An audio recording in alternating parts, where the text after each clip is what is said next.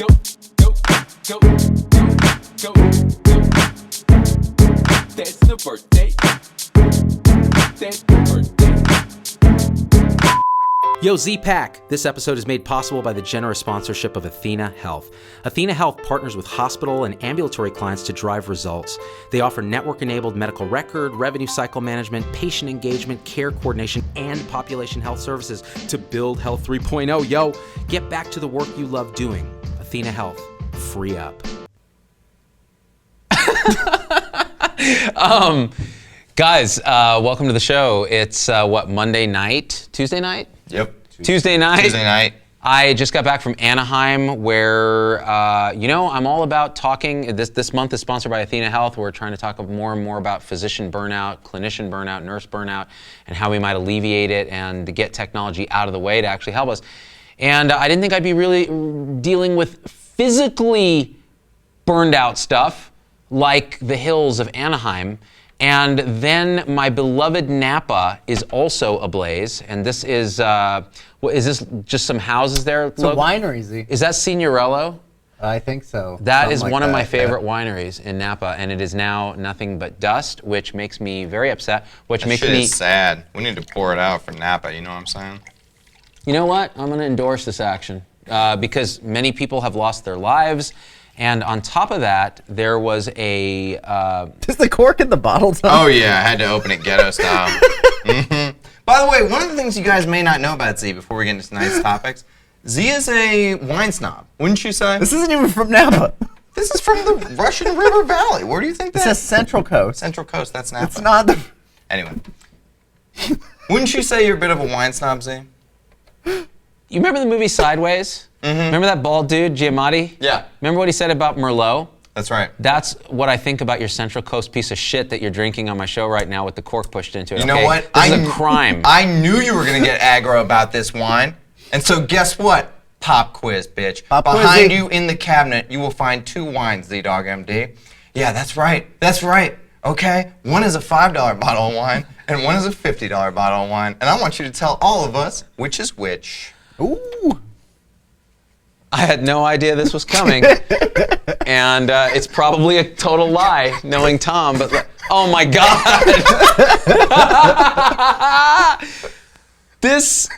You know what? I'm going to say something right now.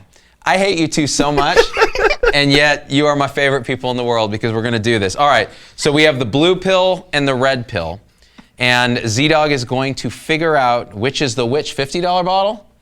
One of these is a $50 bottle, which me and Logan are enjoying right now. And one of these is a $5 bottle, which probably tastes like pure swill. Okay. Well, it's tough to tell color because one of the cardinal rules is you don't fucking put them in colored containers. Okay? The second thing that's going to be difficult is to actually swirl a wine to get what the bouquet is in a party cup, okay? But you know what? I'm gonna lower myself from on high, like Icarus got too close to the sun, burned his motherfucking wings. I'm coming down, and I'm gonna come down to your level, Tom Heineber. We'll call this one the red cup wine.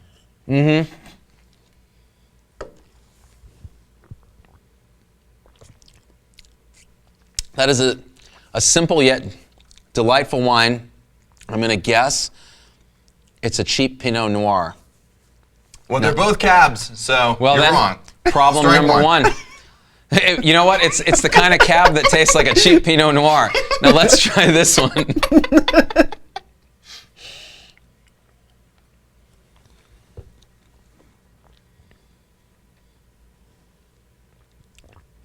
You know, part of me wants to say they're the exact same wine. I wouldn't do that. That's cheating. But I think that might be what it is. Oh, really? So this one, if I'm going to guess, and it's probably placebo, has a little more structure and a little more tannin to it. It's less sort of cloying than that one. So I'm going to say this is the more expensive wine. Blue cup. Damn it, he got it right, Peter. Oh, snap! Son of a bitch. But you know what? You know what? I'm not going to gloat on this because it could easily have been luck and placebo because I like the color blue and I'm not a fan of red. It's also been documented historically that wine professionals get fooled. They can't even tell the difference between red and white wine sometimes on a blind tasting. So the brain creates reality, people, and my brain just created the reality that it is 2 cups, 1 Z. Let's put this over here next to, let's go with the Tad cam because I think Tad has a new friend. Tad has a boyfriend. Tad has a boyfriend, which we've been trying to hook him up for a long time because he's very lonely here. He spends all his days and nights here doing nothing. And we don't give him a computer, so he can't download porn or anything like that. So it's just Tad, and now Tad has a boyfriend. And the reason Tad's boyfriend is a stormtrooper is there is a new trailer for the new Star Wars coming up. And that to me is not exciting because the trailer was terrible. I didn't enjoy it. And you know what? I'm gonna go way out on a limb here. Don't do it. Because I'm drunk. No, I'm kidding. Listen, the prequels are better than these new piece of shit movies. What? I said it. I don't care. That first one was junk, and you can all go straight to hell. I'm gonna disagree. I hated the new episode 7 when it first came out. Then I watched it again and again, and I was like, oh no, this is a brilliant movie. I get it now. I see what they're doing. Now, the trailer, either it gives away the entire movie, and you're like, oh, okay, I just wasted my time because now I know what's going to happen, or it's so brilliantly a diversion that everything you think, just like what Luke says in the trailer, Tom Heineber, this is not going to end the way you think it ends, right? I don't know. You tell me. Now, anyways, we had a point to this show. It wasn't just drinking crappy wine out of crappy cups after there's several points. Okay, we're going to talk about the Utah detective that was finally fired after roughing up nurse Alex Wubbels in Utah. And we're also going to talk about the fires particularly in Northern California, although they're going on in Anaheim as well, and the 2 hospitals that were evacuated there. So this gets into the discussion of like the general heroism of medical people under duress. We've seen it in Las Vegas. We've seen it during Hurricane Harvey. We've seen it during Irma. We've seen it during Maria. We are part of a tribe of really cool, dedicated people, period. But before we do that, today I gave a talk at the Medical Group Management Association, about 1,500 administrators. What? In Anaheim. It's like Disneyland for the dark side. And it was amazing. It's actually where the dark side lives because the mouse bought them, so. The mouse did. Mm-hmm. Mouse owns Dockside? Mm-hmm. Why does Mouse own Dockside? I didn't. Natasha, why does Mouse now own Dockside? Dockside should be owned by Lucasfilm. I don't know why I'm doing that accent. Anyways, the Medical Group Management Association, Anaheim Convention Center, smoke everywhere. I did a keynote this morning talking about Health 3.0, did a bunch of songs, and weirdly got a standing ovation. Why? Because these administrators, practice managers, the business side of medicine, believe in bringing balance to the force. They are suffering just like frontline clinicians are suffering under Health 2.0, and the idea that we have to please these virtual bean counters wherever they are in government or whoever's paying the bills, and we have to change how those bills are paid. We have to change how our practices are structured to prevent disease, focus on collaboration, teamwork, transform empathy into compassion. And the CEO of the Medical Group Management Association is Dr. Haley Fisher-Wright, who wrote this book, Back to Balance, which just recently came out on Amazon. I'll try to provide the link. She is a pediatrician, also runs this management company, but has been run big group practices, wrote a book with Dave Logan out of USC called Tribal Leadership, which is, the other day we were talking about these levels of development. It is really another capitulation, a sort of a reiteration of that kind of development, but applied to sort of corporate America and management, and it's tremendous. It really transformed my way of thinking early on when I read it about 5 years ago. And so I got to meet her. She is a 3.0 legend, you guys. So I can't wait to tell you guys more about this, have her on the show. I actually wrote an endorsement for the book on the back, which is cool because I'm in the company of, let's see, Tony Hsieh, CEO of Zappos, Jack Canfield, who wrote Chicken Soup for the Soul, and the CEO of the American Medical Association. And I made a little blurb there. So I'm excited to have her on. I'm really excited for everybody who joined me this morning. It really, really, really is inspiring to see the seeds of Health 3.0 start to begin to transform the country. It is actually happening, Z-Pack, and it's because of y'all. So that being said, hey, Tom, real quick though, I have a bone to pick with Cornfield, okay? Because he ripped off my idea, clam chowder for the conscience. Such a dick, that guy. I can't say enough bad things about him. You know, the worst thing you said about him is you called him Cornfield, and his name is Jack Canfield. But you know, when you know what? Listen, the other day I had a long, dark chowder of the soul, and I was drinking clam chowder and thinking about you, Tom. I can't believe you haven't published that book yet. That being said, what were we talking about, dude? Dude, Kim says, sorry, Z, but we want to talk about the piece of shit that finally got fired. Yeah. All right, let's do this, Kim. I'll tell you how much I care about this. 0, because I knew he was going to get fired, because you don't survive that much drama and still have your job, especially when behind the scenes everyone's sort of telling me that he violated all kinds of protocols. And that's what happened. So Utah police officer was fired Tuesday after being seen on video roughly handcuffing a nurse because she refused to allow a blood draw. Now, she was in the right, he was in the wrong. We have already been through this. Alex Wubbels, Alex and I have been in communication. We're hoping to get her on the show in the near future, but you know, obviously she's doing nursing stuff and busy. Maybe we'll get her on FaceTime, actually. Yeah, that'd be great. And so Salt Lake City Police Chief Mike Brown made the decision to fire Detective Jeff Payne after an internal investigation found he violated departmental policies, you think, when he arrested nurse Alex Wubbels. Okay. Now, in the disciplinary letter, Brown said he was deeply troubled by Payne's conduct, which he described as inappropriate, unreasonable, unwarranted, discourteous, disrespectful. It's like, how many negative adjectives can you put in one sentence? Yeah, douchey. Yeah. Super douchey. Super douchey. Mm-hmm. He could have said other things too, like verb-wise. He could have said, I was flummoxed, perplexed, Kowlooned, McGillicuddied, like just make stuff up and put them in a sentence. You demonstrated extremely poor professional judgment, especially for an officer with 27 years of experience, which calls into question your ability to effectively serve the public and the department, Brown wrote. And the attorney who represents Payne said his client served the department for 3 decades well and questioned whether his behavior warranted termination. SCOTUS couldn't immediately be reached for comment. And also Lieutenant Tracy, who sort of supervised Payne and actually told him to arrest Alex, was demoted to officer, so his lawyer couldn't be reached for comment. Tracy made an impulsive decision in ordering Payne to arrest Wubbels without first taking time to understand the facts of the situation and the law. That's always nice to know if you're in law enforcement.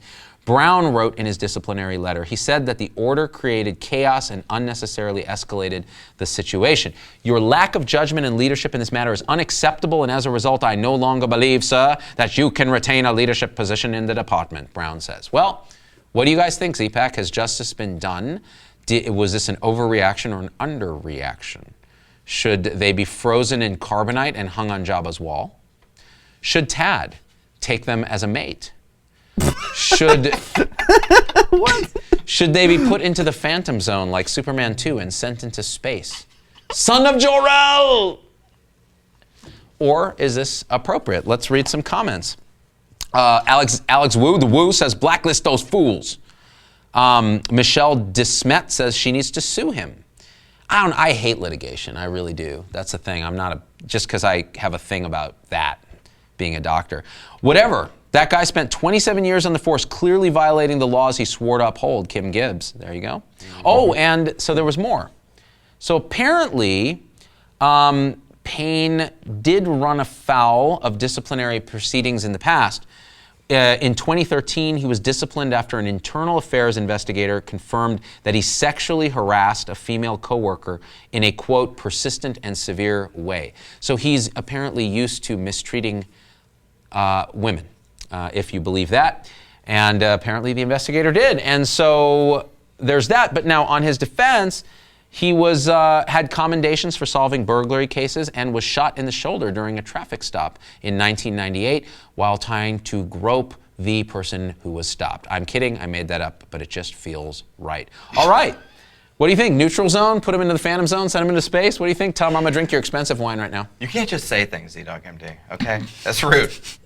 That has never stopped me in my entire career, which is why my career now consists of sitting at a table in the suburbs of Las Vegas with two people without medical degrees drinking shitty wine out of a paper. How dare you? I have a medical degree from the Caribbean. Look at that lace. What's that? Those legs? The legs. You know what? Yeah, look, check it. Logan is they're truly pretty a down. connoisseur. Plus, he has no ability to switch cameras properly, but he does. I'm drunk, Z. I don't know what you want from me. He's drinking wine. He does have a very sophisticated nasal palate, so he is she able to said- smell Tom's farts from like 4 miles away, whereas I have to get up really close. And this is the thing. He's actually quite a sensitive individual. I am severely bummed about Napa Valley and Yeah. Central California because I was supposed to go up there with my wife to San Francisco for the weekend, and they're saying the air quality is the worst that it's ever been. How bad is it to be in the Bay Area right now and just breathing the air? Well, I'll tell you this. I was just in Anaheim breathing the air, and it was shitty. And that was a much smaller set of fires. The thing about the Bay is it does tend to scoop the smoke, and I've been there during fires. I was there during the Oakland fire in '91, and it was really difficult. And ash comes down, and remember, this isn't just burning wood. It's not a natural fire. This is burning stuff. So electrical equipment, imagine all the shit you have in your house. Would you put that in the fireplace? Probably not, because it would do terrible things like leak mercury and create toxic gas and things like that, much like Tom. And in the setting, I'm making this up, Tom rarely farts, and will deny it if he does. In the setting of that, you have people breathing this in a bowl situation. Now the thing is, people have lost their lives. Tom and I were talking earlier about how you could possibly lose your life in a fire, and the thing is, well, because it happens really fast, you don't see the danger until it's already on top of you, and flames are everywhere. And there was a couple that was like 98 and 100 years old, a couple, and they were killed because they couldn't evacuate. So you can imagine it could be really hard. Apart from the winery and all the property lost, it's interesting to see what happened with the hospitals there. And I have a deep connection to this community because when I was a medical student, I did a month in Santa Rosa at the Sutter facility that was evacuated. We stayed for family medicine. That was my family medicine rotation. We stayed in a set of trailers that they had across the street that I think have burned. And it was right next to a battered woman's shelter and some other things. So I have a lot of memories around that whole thing and learning family medicine there and being terrified of being a doctor and all the other things that I did. And then also I made a lot of good friends in Santa Rosa. So to see that community directly affected and those medical institutions. So Kaiser and Sutter, who are technically competitors, both of them had to evacuate. And when you see the images of these evacuations, it was really quite remarkable. Some Z-Packers sent me stuff. I mean, nurses were putting patients in their private cars and driving them to other area hospitals. And Queen of the Valley, I imagine, is totally overwhelmed. They're down, Napa City hospital, great staff. And so Kaiser's going to remain closed until the state health department can actually inspect and make sure it's safe, even though there's no fire around there anymore. So this is a huge deal, and these people behaved truly heroically, including the EMS people and ambulance drivers who transported patients out of those hospitals, including critical care patients. Right? It's a big deal. You guys know what this is like. Michelle says they were 99 and 100 and they just celebrated their 75th anniversary. That shit is sad, Z. It's really quite sad. Why do we love old people that have been together for a long time? Everybody loves that. Right? Yeah. And you know what? Part of me thinks, because I'm a cynic, part of me thinks, well, they're just together out of inertia or they've burned out on hating each other. And actually I'm just able to be together.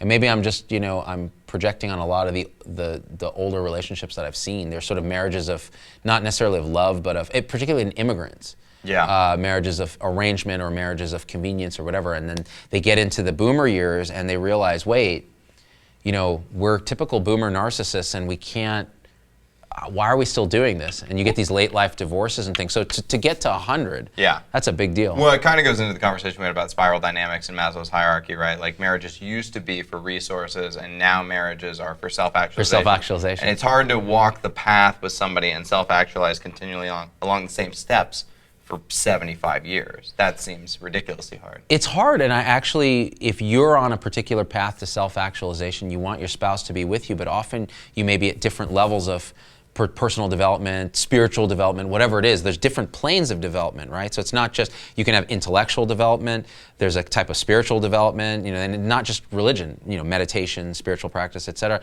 There's emotional development, and so all those lines come out. If your spouse is at different levels totally, then part of your job is to either catch up with them if they're ahead or nudge them up if they're not, and that's work. And that means marriage is work, which we already know it is. You and me and Logan all know that because we're all married.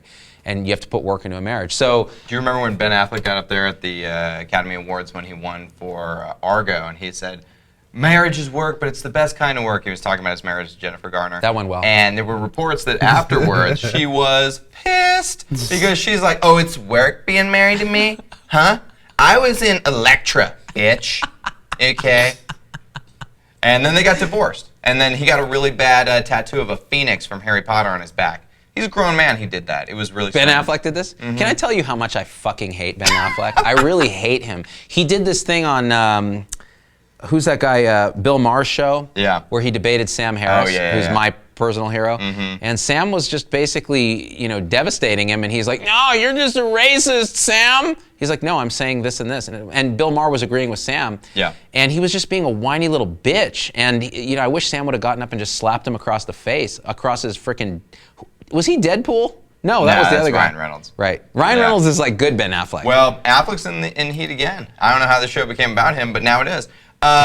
Because he's saying, it's disgusting about these allegations about Harvey Weinstein. Have you been following this? Oh my God, yes. This is fascinating. So he's saying, oh, it's so disgusting. And then Rose McGowan, who's another actress, was like, come on, you knew, Ben. You knew. And you said nothing. I think everybody knew. You do, yeah. Everybody knew in Hollywood. Everybody knew. There's an old book about Miramax I read a long time ago. Harvey Weinstein's been a real piece of shit for 25 years. For decades, which is admirable. I mean, to keep it up for that long, be so rapey for that many years, that takes a dedication to the cause. Yeah. Well, this is the thing. So I actually I wanted to compare Weinstein to this douchebag officer who got fired, Payne, because, sexual harassment suit again. And I've talked to some people who've messaged me saying they've worked with this guy and they've found him to be really atrocious. Yeah. So again, you don't want to this is all people's opinions. They kind of look the same too. They're like, Payne has that he's balding and got gut and he's just like,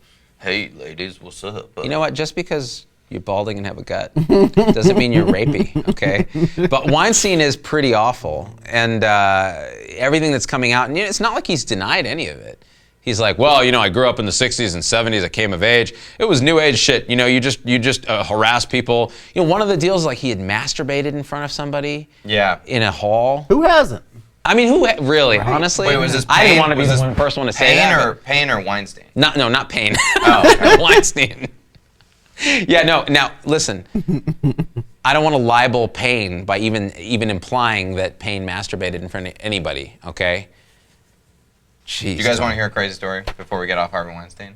Dame Judi Dench has a tattoo of Harvey Weinstein's name on her ass. And that is true. That's a true story. You heard it here. You only know what? Guess where I came before the show? I came from the tattoo parlor, Tom Heinberg.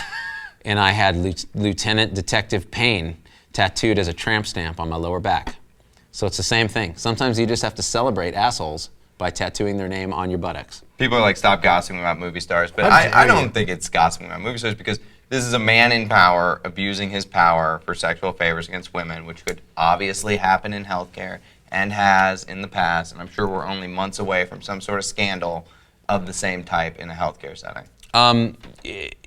It won't come out because there's a culture of extreme silence around healthcare sexual abuse. And this is a fact. And I'll tell you, there have been books written about this, I forget what it was called, Frances Connolly? She was a female neurosurgeon at Stanford and basically just wrote how awful it was to be a woman in that environment. It was a bunch of just atrocious men behaving like assholes. And I will say, I was there and I saw some of this. And there was just a general culture of grossness that in medicine is tolerated and used to be encouraged. And that's one of the vestiges of Health 1.0, I think. Ooh, you guys still drinking? It's hard to pour wine with the cork in it. Well, that's why you typically don't let the cork go in. But you know what? Who am I to judge?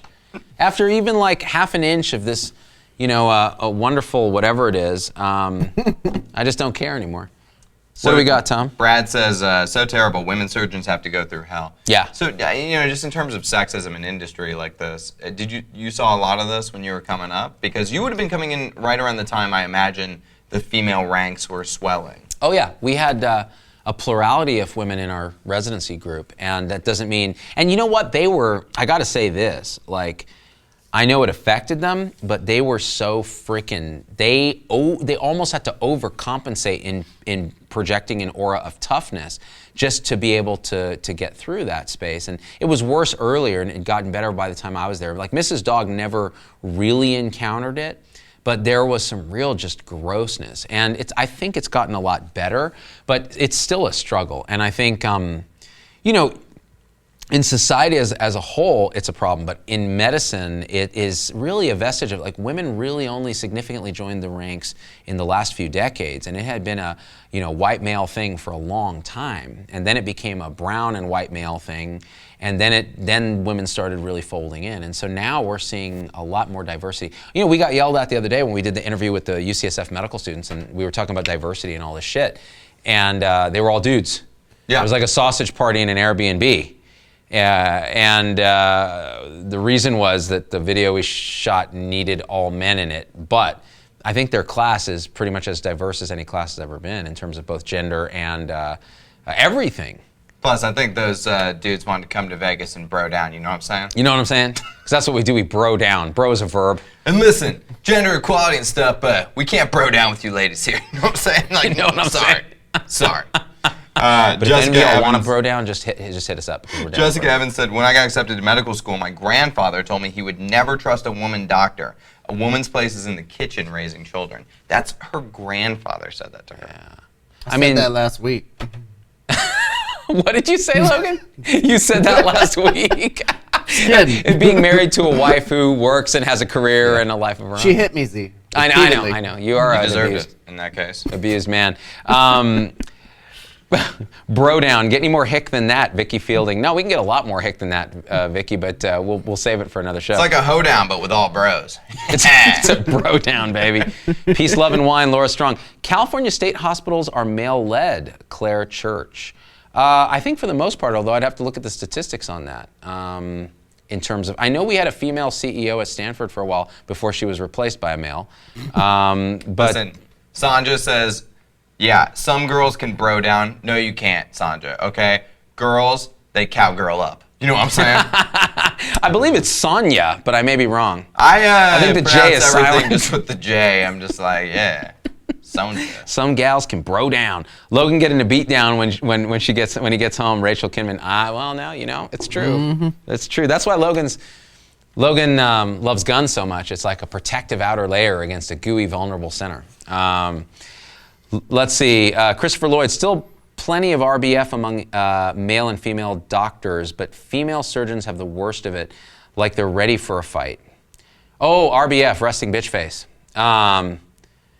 Yeah, I don't know, Christopher, if that's true. I think the whole concept of resting bitch face has a sexist sort of tint to it, because it's saying that if a woman has the same facial expression as a man, which is this, they're a bitch, whereas a man is just a motherfucking man. Oh, one of the things I think about resting bitch face is, women sort of have to gird themselves for battle as they step out of the house. So, why are they going to be smiley at random men? Right. When, the whole world looks like a predatory environment. That's I would interesting. put on a bitchy face, like, don't fucking come near me, bro. Don't even try. You trying to bro down with me? I don't bro down.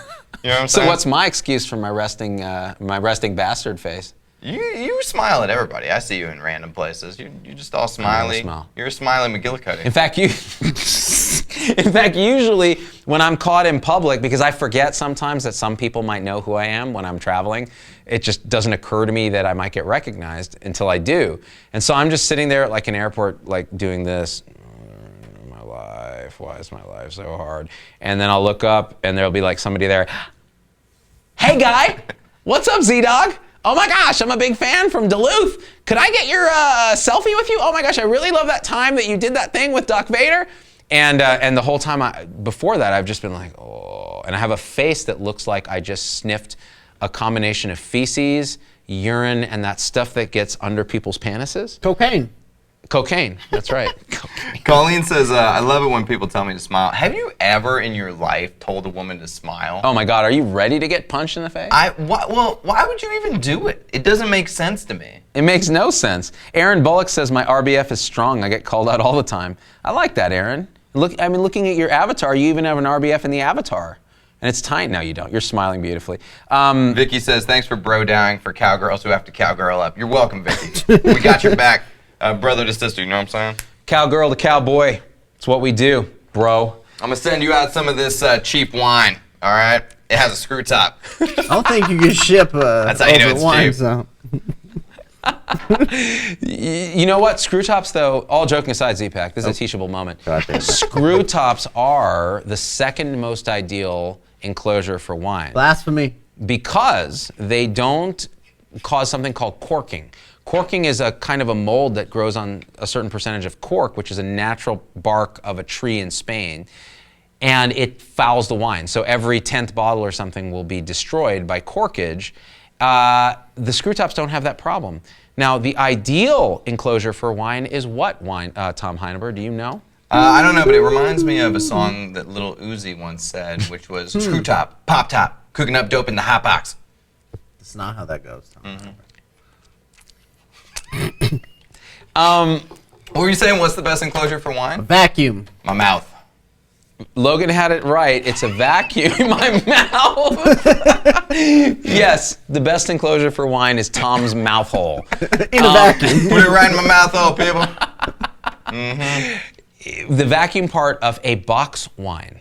So box wine is actually the ideal wine enclosure because as it dispenses its wine, it creates a vacuum behind it that excludes air, and so the wine doesn't further oxidize. It's not a great vehicle for aging wine because the aging of wine sometimes requires a little bit of oxygen to seep through that cork. That's why it's unclear that a screw top is actually a good way to store a long-term wine. We don't know the answer to that. So you should transfer your fancy-ass wines to a box and then keep them in the fridge for when you're ready to drink them. That's classy AF. You know what? I'm going to run home my 3 fanciest wines, and I'm going to squeeze them into a Franzia box, and I'm going to write in Sharpie, fancy-ass wine, bitch, don't drink.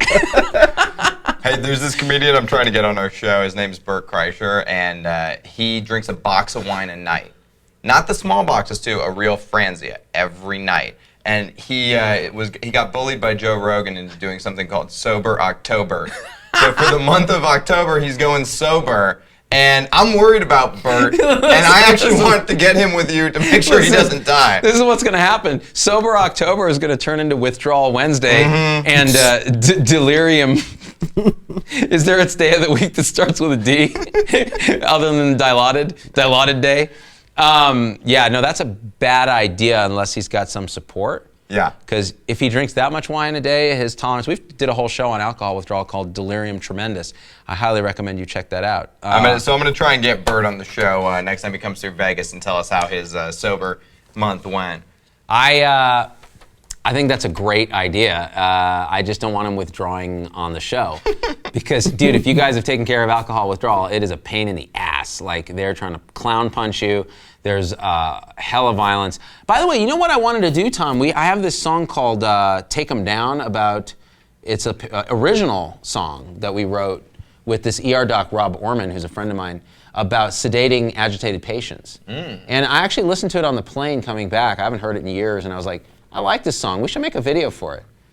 Why can't we just do Howled All the Room 5? That's the song. Howled All the same song. I have 5 different names for it. Yeah, Howled All the Room 5. You want to do that? I was thinking it's a backyard wrestling match with a bunch of people in gowns sticking each other with needles. What about I Want to Be Sedated by the Ramones? That's, you know what that reminds me of that scene in Rick and Morty where he says, hey, 2003 calls, they want their, what was it? They want their joke back because he said insane clown posse in response to something dangerous, and then the follow-up to that was, hey, 1995 called and wanted their joke about the years being the meme thing back. You see what I did there? It's meta. By the way, we got Z watching Rick and Morty now, which is the greatest show of all time, so you should all watch it also. Listen to me very carefully, people. the fact that Rick and Morty exists in this multiverse, this particular slice of universe, is a sign that man is okay. Like, I was worried about mankind. I was worried that we're dumbing down into a goo of fart jokes and toilet humor. And then I saw Rick and Morty and I said, it's not just fart jokes and toilet humor. It's multi-dimensional, improvisational, cable vision thinking. And, wubba-dubba-dub-dub, that's my new catchphrase, you know what I'm saying? By the way, Carrie was saying we should do Movember. You know about Movember? I know well about Movember because I did that song Manhood in the Mirror about my junk. And Movember, and I did Let It Flow about the prostrate. So those two songs are Movember classics. Movember is when we talk about men's health.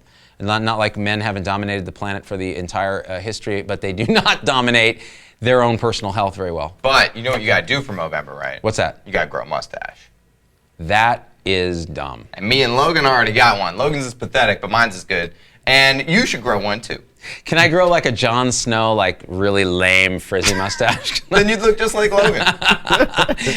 You know what? Maybe we'll have the Movember challenge where, see, the problem is, listen guys, like Mrs. Dog hates facial hair on me, so she will not allow me to grow it. I wanted to do Movember every year, and she's like, I don't care about your Z-Pack, I don't care about your balls, I don't care about your stupid men's health, okay?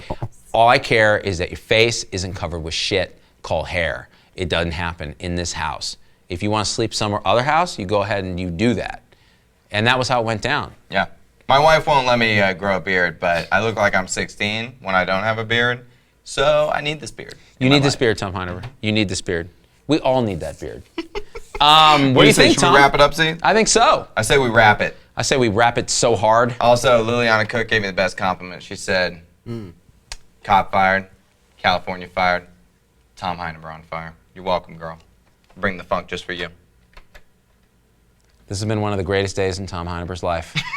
And on that note, I really want to thank the MGMA for having me come out to speak. I want to thank the Utah Police Department for firing that jackass.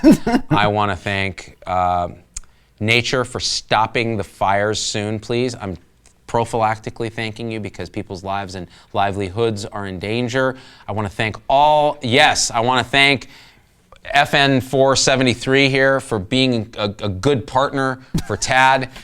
And I also want to thank Athena Health for just being the most awesome sponsor this month. They are having us really focus down on burnout, which we talk about every single day, because they want to help make it better. And I want to support companies that want to do that. So that being said, Tom Heineber? They also invited us to Boston, and Logan's going to throw tea in the harbor, because freedom. But we're on a budget, so he's going to throw literally one bag of tea. No, we're going to get him a Tazo tea from Starbucks. He's going to just chuck the whole cup Communist in there. tea, Z. It is communist tea. Throw that shit in the harbor, because they don't belong in our country. America! America! On that note, we love you, America, and we love you, Z-Pack, and we are out. Peace. Go, go, go, go, go, go. That's the